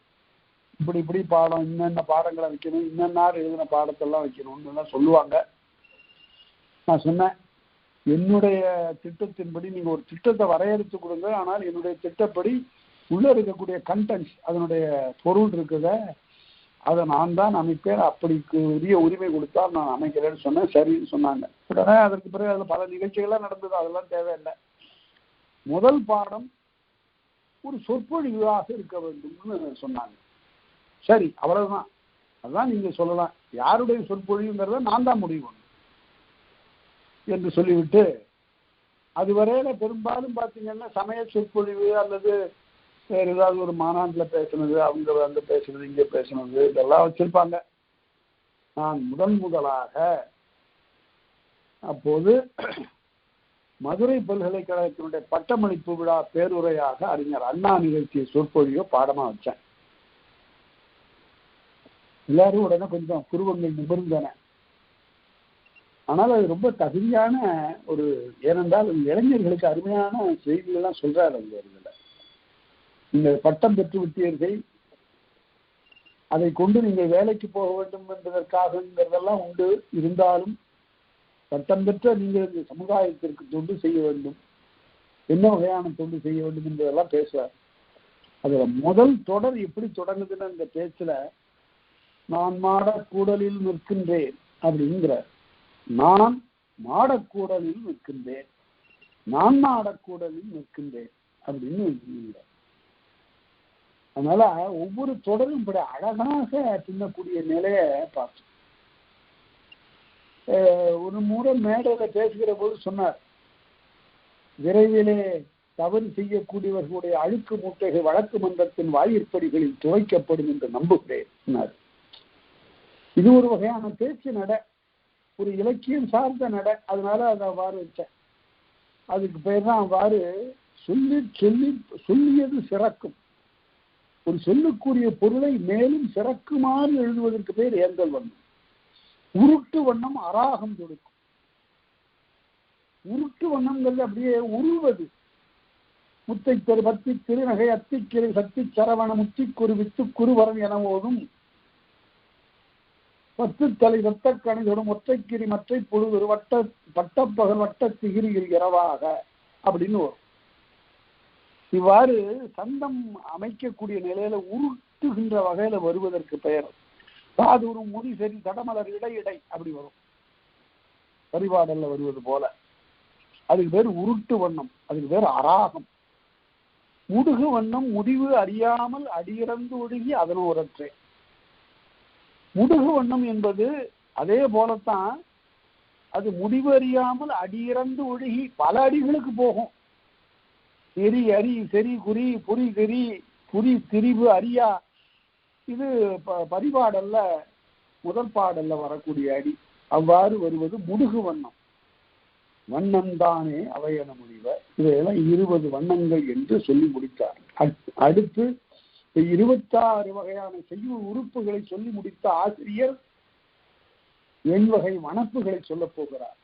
8 வகை வனப்பு: அம்மை, அழகு, தொன்மை, தோல், விருந்து, புலன், இழைவு என்று 8 வகையான வனப்புகள். வனப்பியல் தானே வகுக்கும் காலை சின்மென் மொழியான் சீர்முனைந்து, அதாவது செலவாகிய மெல்லிய மொழிகளாலே சொல்லுவது அம்மைதானே அடி நிமிர்கின்ற. அதுல அம்மை என்ற வனத்திற்கு அடிபலவாக தொடுக்காதது என்று சில அடிகள்ல பாடுவதுதான் அம்மை. 11 கீழ்கணக்கு அதற்கு எடுத்துக்காட்டு என்று சொல்வார்கள். சங்க இலக்கியங்கள்ல 10 பாட்டெல்லாம் அம்மை இல்லை. 11 கீழ்கணக்கில் வரக்கூடிய 2 அடி பாட்டு 4 அடி பாட்டெல்லாம் அம்மை என்ற வகையிலே அடங்கும். அதனால அடிபலவாக தொடுக்காதது அம்மை. அழகு செய்யுள் மொழியில் சீர்முனைந்து யாப்பின் அவ்வகைதானே அழகனப்படுது. நன்றாக நீங்கள் நினைவிலே கொள்ள வேண்டும். குறுந்தொகைக்கு ஒரு கடவுள் வாழ்த்து அமைந்திருக்கிறது. தாமரை உரையும் காமர் சேவடி குன்றியைக்கும் உடுக்கை குன்றின் நெஞ்சு வகையிலிருந்து அஞ்சுடர் நெடுவே. இந்த பாட்டை பற்றி, இந்த பாட்டை எழுதிட்டு அதற்கு பிறகு உரையாசிரியர் எழுதுவாரு. தொல்காப்பியத்தில் எழுதும்போது பற்றி குற்றம் தீர்ந்த செய்யுள், எந்த குற்றமும் இல்லாத ஒரு செய்யுள் தாமரை உரையும் காமர் சேவடி. அதனால அவ்வாறு அழகாக சொல்லப்படுகின்ற ஒரு பாட்டிற்கு பெயர், அதுல அழகு என்ற வனப்பு அமைந்திருக்கிறது. தொன்மை, தொன்மைதானே சொல்லும் காலை உரையோடு புணர்ந்த பழமை மேற்றே. பாட்டு உரையுமாக கலந்து வரக்கூடிய ஒரு நடைக்கு பெயர் தொன்மை. எப்படி சிலப்பதிகாரத்துல குமரியோடு வட இமயத்து ஒரு மொழி வைத்து உலகாண்ட சேரலாதற்கு மகிழ்கின்ற மைந்தல் அப்படின்னு வரும். அது உரைநடை. அதுல செய்யுளுக்கு உரிய இலக்கணம் எல்லாமும் அதுல இருக்கும். அதற்கு பெயர் தொன்மை. தோல் இழுமன் மொழியான் விழுமியது நுவலினும், ஒரு ஓசை நயமான ஒரு நடையில உயர்ந்த கருத்துக்களை சொல்லுவது தோல். பரந்த மொழியான் பல பல சொற்களாலே சொல்லப்படுவது, அடிநிமிர்ந்து ஒழுகினும் பல அடிகளால் நடந்தாலும் அது தோல் எனப்படும். எங்க இருக்கு அதுக்கு எடுத்துக்காட்டு? சிலப்பதிகாரத்தை முடிக்கிறவரு வரந்திருக்காதில கடைசியில 13 அடி சொல்லிட்டு தன்னுடைய வாழ்க்கை வரலாற்றை சொல்லிட்டு அப்புறம் சொல்லுவார், தெரிவுற கேட்ட திருத்தகு நல்லீர் இதுகாரும் கேட்ட பெருமக்களே, தெரிவுற கேட்ட திருத்தகு நல்லீர் பரிவும் இடுக்கணும் பாங்குற நீங்குமின், துன்பத்திலிருந்து நீங்கள் விடுபட வேண்டும். தெய்வம் தெளிமின் தெளிந்தோர் பேணுமின், தெய்வத்தை வழிபாடு செய்யும். கல்லும் களவும் காமும் பொய்யும் வெள்ளை கோட்டியும் விறகினில் விடுமின் என்று இப்படி அடுக்கிக் கொண்டே போவார். அறவுரைகள் இவ்வாறு சொல்வதற்கு பெயர் தோல் என்று பெயர். அடுத்தது அதுக்கு எடுத்துக்காட்டு சொல்லுகிற போது பேராசிரியர் முத்தொள்ளாயிரத்தையும் கலம்பகத்தையும் காட்டுவாரு. அடுத்ததுக்கு விருந்து. விருந்தேதானும் புதுவது கிளந்த யாப்பின் மேற்றே. விருந்து என்பது புதியது. அதுக்கு முத்தொள்ளாயிரத்தையும் கலம்பகத்தையும் பேராசிரியர் எடுத்துக்காட்டாக காட்டுவார். புதிய யாப்பு. இதுவரையில பாடிக்கொண்டிருந்தவர்கள்லாம் 5 திணைகளின் சார்பான இலக்கியங்களை படைத்துக் கொண்டிருந்தார்கள். நீதி நூல்களை செய்து கொண்டிருந்தார்கள். இப்போ முத்தொள்ளாயிரம், கலம்பகம் போன்ற நூல்கள் எல்லாம் புதிய படைப்புகள். பள்ளு நூல் அது ஒரு வகையான இலக்கியம். இவ்வாறெல்லாம் வருவதெல்லாம் விருந்து என்று சொல்லப்படும். இயைபு நகார முதலா நகார ஈற்றும் புள்ளி இறுதி எய்வனப்படுமே. அந்த அதிலிருந்து தொடங்குகின்ற எழுத்துக்களும் யாவிலிருந்து தொடங்குகின்ற இடை எழுத்துக்களுமாக 11 மெய் எழுத்துக்கள். அது என்ன 11 மெய் எழுத்து என்றால் நான் மொழிக்கு முதல்ல வராது, ஈரிலையும் வராது. அதனால அதெல்லாம் நீக்கி 11 மெய்யெழுத்துகளுக்கு ஈராக வருகின்ற செய்யுள். ஒரு செய்யுள் முடிகின்ற போது இந்த மாதிரி மெல்லெழுத்து இடையெழுத்துலதான் முடியணும், வல்லெழுத்துல முடியக்கூடாது. கசட தவறன்னு ஒரு செய்யுள் முடியாது. ஒரு செய்யுளுக்கு கடைசியில முடிகின்ற எழுத்து இக்கு இச்சுன்னு வராது, அது என்று வரும். இவ்வாறு முடிந்ததன், இவ்வாறு நின்றதன் என்று அவ்வாறு வரும். அவ்வாறான எழுத்துகளில் முடிவதற்கு பெயர் இயைபு தொடை. அதுக்கு எடுத்துக்காட்டு மணிமேகலை, பெருங்கதை ஆகியன. அடுத்தது புலன். சேரி மொழியால் செவிகிற் கிடந்து சேர்ந்து மக்கள் வாழுகின்ற இடத்தில் இந்த பேச்சு மொழியினாலே அமைகின்ற இலக்கியம். தேர்தல் வேண்டாது ஆராய்ந்து பார்ப்பதற்குரிய சொல்லாக இல்லாமல் குறித்தது தோன்றும் மனதிலே இருக்கின்ற குறிப்பை வெளிப்படுத்துகின்ற புலன் என்பது இலக்கியம். அது முக்கூடற் பள்ளு மாதிரி, குறவஞ்சின் போல. அங்கெல்லாம் பேச்சு மொழி அதிகமாகும். மலை ஆழ மின்னல் ஈழ மின்னல் சூழ மின்னுதே, நேற்று நின்றும் கும்பு சுற்றி காற்று அடிக்குது போகுது வருது நல்லா சொல்லுவான். அதான் வழக்கு மொழியினாலே வருவதற்கு பெயர் புலம். இளைவு என்றால் ஒற்றொடு புணர்ந்த வல்லெழுத்து அடங்காது குறையடி முதலா 5 அடி ஒப்பித்து இக்க இட்டன்னெல்லாம் வராது. ஒற்றொடு புணர்ந்த வல்லெழுத்து அப்படி வராமல் குரலடி, சிங்கடி, அளவடி, நெடிலடி, கடி நெடிலடி என்ற 5 அடிகளாலும் ஓங்கிய மொழியான் ஆங்கவன் மொழியும் அது இளைவின் இலக்கணமாகும். அது 4 எழுத்து முதல் 20 எழுத்து இறுதியாக எண்ணப்படுகின்ற 17 நிலத்திலும் 5 அடியால் பாடப்பெறும். அதுக்கு பேர் இளைவு என்று எல்லாம் சொல்லிட்டு கடைசியில் வழக்கம் போல சொன்னார். இதுவரையில நாம சொல்லப்பட்ட இலக்கணம் எல்லாம் இருக்கு ஒரு பக்கம் இருந்தாலும், சில சமயம் இந்த இலக்கணத்தை மீறி வரக்கூடியனவும் இருக்கும். அப்போது இந்த இலக்கணத்தை கொண்டு அவற்றை சரி செய்து கொள்க, அவற்றையும் இதற்குள் அடக்கிக் கொள்க. செய்யுள் மருங்கின் மெய்வர நாடி இழைத்த இலக்கணம் பிழைத்தது போல இருக்கும். அது தவறா இருக்காது, கொஞ்சம் தவறா இருக்குமோ என்ற ஒரு ஐயத்தை ஊட்டுவதாக இருந்தாலும் அல்லது சிறிதே பிழையாக இருந்தாலும் கூட வருவன உலை எனினும். அதாவது காஞ்சிபுரத்துல நூலை அரங்கேற்றிக் கொண்டிருந்தார் அந்த கவி வீரராக முதலியார். அவருக்கு கண்ணு பார்வை பிறவியிலே இல்லை. 2 கண்ணு போனா என்ன, நான் உள்ள இருக்கிற அகக்கண் இருக்கு, அது திறந்திருக்கு. அதனால ஆளை வச்சு படிச்சே அத்தனை நூல்கள் படித்தார். 7,000 கோடி எழுதாது தன்மனத்தை எழுதி படித்த விரகன்னு தன்னை பற்றி சொல்லுவார். எல்லாம் மனசிலே எழுதி படித்தவனா எப்பேற்பட்ட கல்வியாளன் என்று சொல்லுவார். அவரு சந்திரவாணன் கலம்பகம் என்று ஒரு கலம்பக நூலை எழுதி அரங்கேற்றி கொண்டிருந்தார். அப்ப பையன் மாணவன் ஏட்ட படிக்கிறான், அரங்கேற்றம் நடந்து கொண்டிருக்கிறது, எல்லாரும் தலையசைத்து கேட்டுக் கொண்டிருக்கிறார். அடாடாடா, ஒரு வெளியில்லாத புலவர் இப்படி பாடி இருக்கிறான் என்று வியந்து அப்பதான் முப்பட சேற்றின் அமுத வயல்னு ஒரு அடிய படிச்சான் பையன். 3 படங்களையும் பிடிந்த அமுதமாகிய சேற்றின் கண்ணே அப்படின்னு பொருள். அப்ப அங்க திடீர்னு ஒரு பெண் உள்ளார நுழைஞ்சவ, கவிராயருக்கு கண்தான் கெட்டதென்றால் மதியும் கெட்டதான்னு கேட்டான். கவிராயருக்கு கண்தான் கெட்டதென்றால் மதியும் கெட்டார்.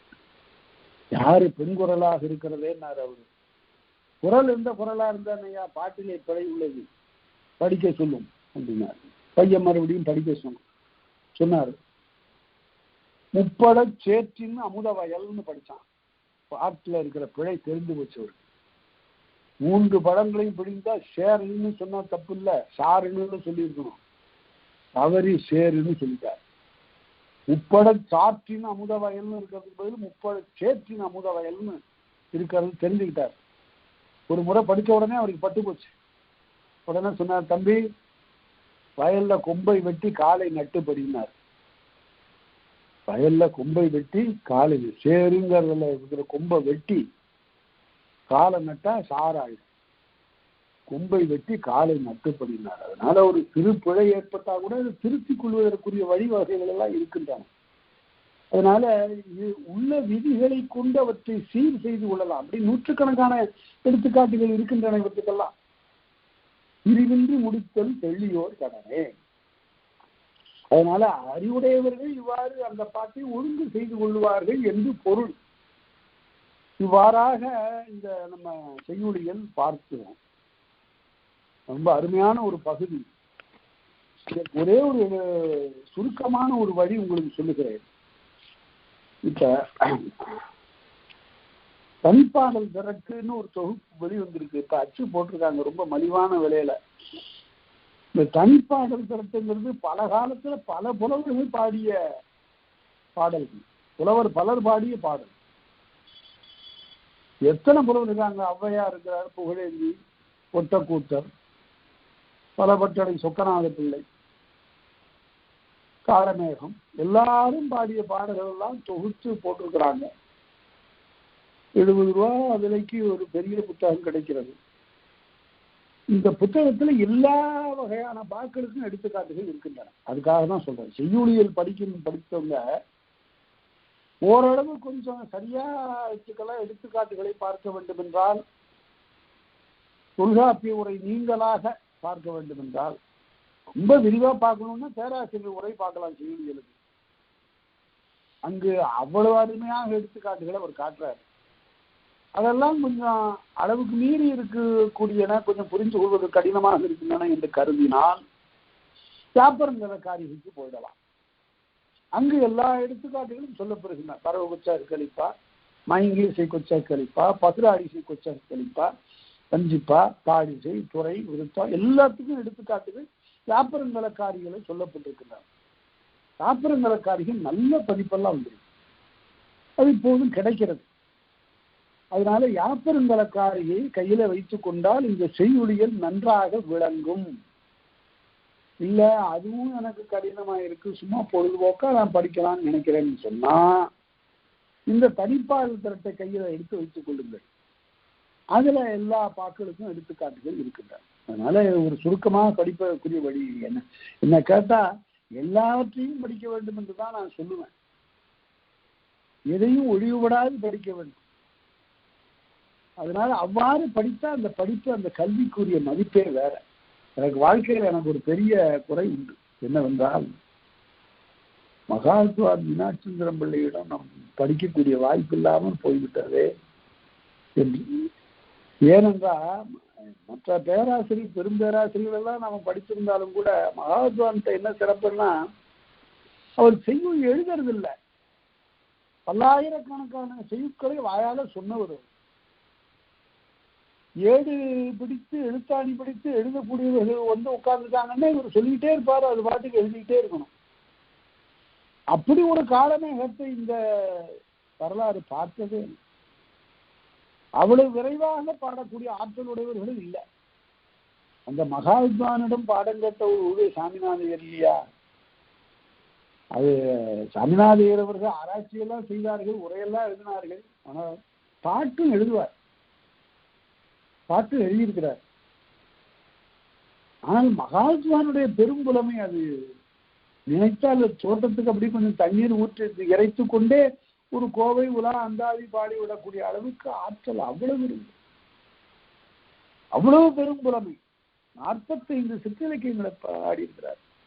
அவற்றையெல்லாம் படிக்கிற போது நமக்கும் அதெல்லாம் படித்து தெரிந்து கொள்ளலாம். அத்தகைய பெரிய புலமையை பார்த்து பார்த்து நாமும் புலமை பெறலாம். அதனால இந்த நூல்களை, எல்லா நூல்களையும் நாம பயில வேண்டும். மகாவித்வானுடைய நூல்களை எல்லாம் படிக்கக்கூடியவர்கள் இன்றைக்கு இல்லாமல் போய்விட்டார்கள். அவரும் பாடியதெல்லாம் தலபுராணங்கள் பாடினாரு. அங்காங்கு இருக்கக்கூடிய தெய்வங்களை பற்றி எல்லாம் பாடல்கள்லாம் பாடினார். எந்த பொருளையும் பற்றி பாடுவதற்குரிய ஆற்றல் படைத்த அவர்கள், மகாத்வான் அவர்கள். அவருக்கு ஒரு மாணவர் இருந்தார், வல்லூர் தேவராஜ பிள்ளை. அவர் செல்வர், அவர் பெங்களூர்காரர். ஒரு நாள் ஆசிரியரை என்னுடைய வீட்டுக்கு வர வேண்டும், தாங்கள் எழுந்தருள வேண்டும் என்று கேட்டுக்கொண்டார். சரி, அப்புறம் பெங்களூருக்கு போனார். அவருடைய வீட்டில் தங்க வைத்தார். சில நாட்கள் ஐயா இங்கே தங்கி இருக்கணும் என்று மிகச்சிறந்த விருந்து அவரை அங்கோடு பார்த்து கொண்டிருந்தார். கடைசியில் ஒரு விண்ணப்பம் வைத்தார். பெருமானே, என்னுடைய பெயரால் ஒரு நூல் நீங்க எழுதி கொடுக்கணும்னு கேட்டார். அவ்வளவுதான். மகாத்வானுக்கு என்ன பஞ்சம், அங்க என்ன குறைச்சலாவா இருக்கு உள்ளார? சரின்ட்டு குசேலருடைய வரலாற்றை குசேலோ பாக்கியானம் என்று சொன்னார். பாடல்களை சொன்னார். அதை எழுதி கடைசியில் குசேலோ பாக்கியானம்னு நூல் வந்துருச்சு. இன்றைக்கும் இந்த போய் கடையில போய் குசேலோ பாக்கியானம் நூல் வாங்கி பார்த்தீங்கன்னா, நூலகத்தில் எடுத்து பார்த்தீங்கன்னா உள்ளார என்ன இருக்குன்னா, வல்லூர் தேவராஜ பிள்ளை எழுதியதுன்னு இருக்கும். ஒரு பாட்டு கூட அவர் எழுதல. எல்லா பாடல்களையும் எழுதியவர் யார் என்றால் மகாத்வான் மீனாட்சி சுந்தரம் பிள்ளை அவர்கள். அப்படி எத்தனையோ நூல்கள் எத்தனையோ பேர்ல போச்சு. அவர் சுப்பிரமணிய தேசிய திருவாரூர் ஆதீனத்து 16வது பட்டமாகிய சுப்பிரமணிய தேசியர் அவர்கள் கொலுவிற்றிருக்கின்ற போது, அந்த குரு நாளின் போது வேறு வேறு ஊர்களில் வருகின்ற புலவர்கள்லாம் வந்து பாட்டு பாடி பரிசு பெற்று போவது வழக்கம். அப்ப வந்து ஒரு புலவர் அங்கிருந்து வந்து மகாத்வான் வெளியில உட்கார்ந்து இருக்கிறார். அவர்கிட்ட வந்து, பெருமானே, ஒரு பாட்டு வாயால சொன்னீங்கன்னா அதை எழுதிட்டு போய் அங்க சன்னிதானத்துக்கிட்ட போய் என் பாட்டுன்னு சொல்லி படிச்சுட்டு பரிசு வாங்கிட்டு போவேன் அப்படின்னு ஒண்ணு சரின்னு சொல்றாரு. ஒருத்தருக்கா சொன்னாரு, நிறைய பேருக்கு அன்னைக்கு இரவு முழுமையும் சொன்னாரு. இரவு முழுமையும் பாடல்களை எடுத்துக்கொண்டு போய் புலவர்கள் பரிசு வாங்கிட்டு போறாங்க. அவர் சுப்பிரமணிய தேசிகர் கொஞ்சம் புன்னகையோடு இந்த பரிசெல்லாம் கொடுத்து அனுப்புறார். காலையில மகாத்வான் நீராடி உடையை ஆடை உடுத்து கொண்டு போய் சன்னிதானத்தை வணங்குகிற போது சன்னிதானம் கேட்டார், இரவு முழுவதும் தூங்கவில்லை போல் இருக்கிறதே, நாச்சலிக்காமல் பாடியிருக்கிறீர்களே அப்படின்னு கேட்டார். அதுக்கு பிற மகாத்வான் சொன்னார், கை சலிக்காமல் நீங்கள் கொடுக்கும் போது நான் நாச்சலிக்காமல் பாடுவது என்ன தடை அப்படின்னார். அப்படி பாடியவர்.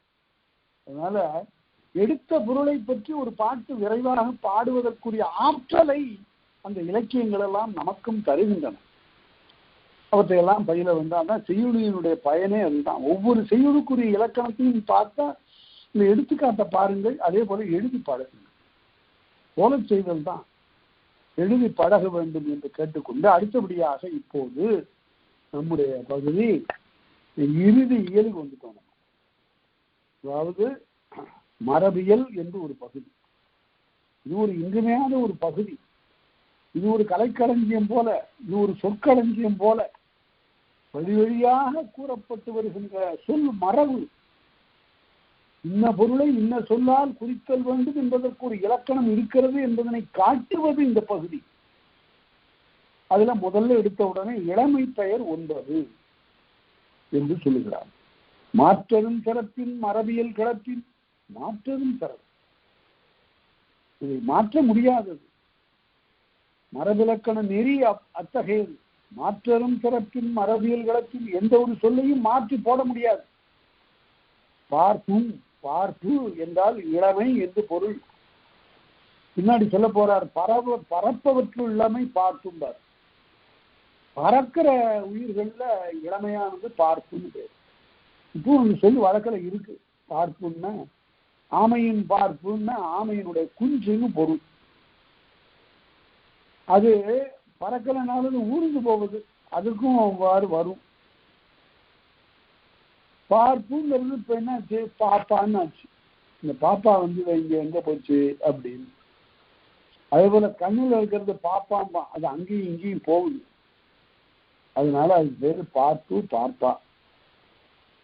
பரளும், பரள் என்பது குட்டி. குட்டியும் குருளையும், குருளை சிங்க குருளை, கம்பராமானுக்கு சிங்க குருளைக்கு இடுகின்ற தீஞ்சுவையை நாய்க்கு இடுவதோன்னு இலக்குவன் கேட்பான். கன்றும் பிள்ளையும் மகவும் மறியும் என்று 9 குழவியோடு இளமை பெயரே. 9 குழவியோடு இளமை பெயரே. இவையெல்லாம் இளமை பெயர்கள். இந்த 9. அடுத்து ஆண்பார் பெயர் 15 சொல்லுகிறார். ஏறும், ஏறு காளை, ஏற்றை, ஏற்றைன்னு சொன்னா அது ஐய பிரிக்க கூடாது. ஏற்றை அது அப்படியே பெயரே அதுதான் ஏற்றை. ஏறு, ஏற்றை, ஒருத்தல், களிறு, சேவும், சேவலும், இரளையும், கலையும், மோத்தையும், மோத்தை, தகரும், உதலும், அப்பரும், போத்தும், கண்டியும், கடுவனும் ஆகியவையெல்லாம் ஆண்பார் பெயரென முடிவ. ஒரு பறவை ஒரு விலங்கிற்கு ஒரு பெயர் என்று இல்லை, பல பெயர்கள் இருக்கும். ராமனும் சீதையும் காட்டுல போயிட்டு இருக்கிறாங்க. அப்ப அந்த அண்ணன் அந்த தண்ணீர்ல அப்படியே நடந்து போவதை பார்த்தான் ராமன். ஓதிமும் ஒதுங்க கண்ட உத்தமன் உடையலாகும் சீதைதன் நடையை நோக்கி சிறியதோர் உருவல் செய்தான். அந்த அன்னத்தோட நடைய பார்த்துட்டு அப்படியே சீதையோட நடைய பார்த்தேன். ஆனா ரெண்டும் ஒண்ணு மாதிரி இருக்குதே. ஓதிமும் ஒதுங்க கண்ட, ஓதிமும்னா அன்னம், அது பெண் அன்னம். ஓதிமும் ஒதுங்க கண்ட உத்தமன் உடையலாகும் சீதைதன் நடையை நோக்கி சிறியதோர் உருவல் செய்தான். அரிசியில் விருத்தம் என்ன அழகா இருக்கு பாருங்க. அப்ப அவ என்ன செய்தான்னா, போதகம் நடப்ப நோக்கி, அப்ப மாதவள் தானும் ஆண்டு வந்து நீர் உண்டு மீளும். மாதவம் செய்த அந்த சீதை என்ன செய்தாள் என்றால், அங்கே நீர் வந்து நீர் உண்டு செல்லுகின்ற போதகம் நடப்ப நோக்கி, போதகம்னா களிறு ஆண் யானை, போதகம் நடப்ப நோக்கி புதியதோர் முறுவல் பூத்தாள். இந்த போதகம் நடப்பதனை பார்த்துவிட்டு அவள் ஒரு முறுவல் செய்தாள்னு சொன்னான். ஆக ஓதிமம் அன்னம், போதகம் யானை, இதுக்கெல்லாம் இந்த பெயர்களெல்லாம் காலத்துல மறைந்து போய்கொண்டே இருக்கின்றன. இவ்வாறு வருகின்ற 15 பெயர்கள் ஆண்பாலுக்கு உரியன. அடுத்து பெண்பாலுக்குரிய பெயர்கள் 13. பேடை, பெடை, பெடை என்பது முதல் நீண்ட பேடைன்னு ஆச்சு. பெட்டை, பெட்டைன்னு பெட்பு என்பதிலிருந்து வந்ததெல்லாம் பெட்புன்னு விருப்பத்திற்குரியதுன்னு போதும். பேடையும் பெடையும் பெட்டையும் பெண்ணும் மூடும் நாகும் கடமையும் அழகும் மந்தியும் பாட்டியும் பிணையும் பிணவும் அந்தம் சார்ந்த பிடியோடு பெண்ணே. பிடி என்பதோடு சேர்த்து 13 பெண்பார் பெயர்கள் என்று பார்க்கிறோம். அவற்றுள் பார்ப்பும் பிள்ளையும் பரப்பவற்று இளமை. பார்ப்பு பிள்ளை ஆகிய 2 பரப்பவற்று இளமை. பறக்கக்கூடிய உயிரினங்கள்ல இளமை பெயர்களாம். தவழ்பவை தாமும் அவற்றோரன. தவழக்கூடியனவும் அவ்வாறு பார்ப்பு பிள்ளை என்று சொல்லப்படும். அணிற்பிள்ளை என்று சொல்லுகிறோம். அணிற்பிள்ளை என்றால் அது தவழ்வதனால அதுக்கு பிள்ளை என்ற பெயர் பொருந்தும். அடுத்தது குட்டி, மூங்கா, வெறுகு, எலி, மூவரி அணிலோடு. மூங்கா, வெறுகு, வெறுகு என்பது பூனையில ஒரு வகை. வெறுகு, எலி, 3 வரிகளை உடைய அணில் ஆகியவற்றோடு இந்த 4ம் குட்டி என்று சொல்லப்படும். எலிக்குட்டி, பூனைக்குட்டி என்று சொல்லப்படும். பறை எனப்படினும் உரள் ஆண்டில்லை. இவற்றையே இந்த 4ஐயும் பறை என்றும் சொல்லலாம். அடுத்தது நாயே, பன்றி, புலி, முயல் 4ம் ஆயுங்காலை குருளை என்ப. நாய்க்குருளை, பன்றிக்குருளை, புலிக்குருளை, முயற்குருளைன்னு சொல்லலாம். அந்த 4ஐயும். இந்த 4ஓடு இன்னொன்னையும் சேர்த்து சொல்ல போறார். நரியும் மற்றே நாடின மொழி. இந்த 4ஓடு நரியும் குருளை என்ற பெயர் வரும். குட்டியும் பரலும் கூற்று அவன் வரையா. மேற்சொன்ன அந்த 5 இருக்கு பாருங்க, நாய், பன்றி, புலி, முயல், நரி, இந்த 5ஐயும் குட்டி பரல் என்று சொன்னாலும் குற்றமில்லை. பிள்ளை பெயரும் பிழைப்பாண்டில்லை கொள்ளுங்காலை நாயலங்களே. மேலே சொன்னதுக்கெல்லாம் பிள்ளைங்கிற பேரும் சொல்லலாம், ஆனா நாய்க்கு மட்டும் சொல்லக்கூடாது. நாய் பிள்ளை என்பது பிழை. மற்ற எல்லாத்துக்கும் சொல்லலாம். நரி பிள்ளைன்னு சொல்லலாம், பன்றி பிள்ளைன்னு சொல்லலாம், புலி பிள்ளைன்னு சொல்லலாம், முயற்பிள்ளைன்னு சொல்லலாம். ஆனால் நாய்க்கு அவ்வாறு பிள்ளை என்று சொல்வது வழக்கம் இல்லை, மரபு இல்லை என்று பொருள். அடுத்தது மறி. யாடும் குதிரையும் நவ்வியும் உழையும் ஓடும் புல்வாய் உளப்பட மறியே. யாடுன்னு எழுதுறாரு பாருங்க. ஆடுங்கிறது பிற்கால வழக்கு. யாடுங்கிறது தான். யானாவே கருமைன்னு பொருள். கரிய விலங்கு யாடு. யாமும் என்றால் கரிய பொழுது, இரவு பொழுது யாமும். யாடு குதிரை நவ்வி உடை புல்வாய் என்று சொல்லக்கூடிய புல்வாய்னா எல்லாம் மான் எல்லாம் புல்வாய் தான். மறி எனப்படும். இவையெல்லாம் மறி என்று சொல்லப்படும். இதெல்லாம் இடமை பெயர்கள். இன்னும் அடுத்த வகுப்பிலிருந்து குரங்கிலிருந்து தொடங்க போறோம். எந்த பெயர்கள் எல்லாவற்றுக்கும் சொல்ல போறார். மரபுப்படி எந்தெந்த பெயர்கள் எதற்கு உரியன என்று வகுத்து காட்டக்கூடிய ஒரு நிலையை தொல்காப்பியர் காட்டப் போகிறார். அவற்றை அடுத்த வகுப்பில் நாம் பார்க்கலாம். இதுவாரும் கேட்ட அனைவருக்கும் என் நன்றி கூறி அமைகின்றேன். நன்றி, வணக்கம்.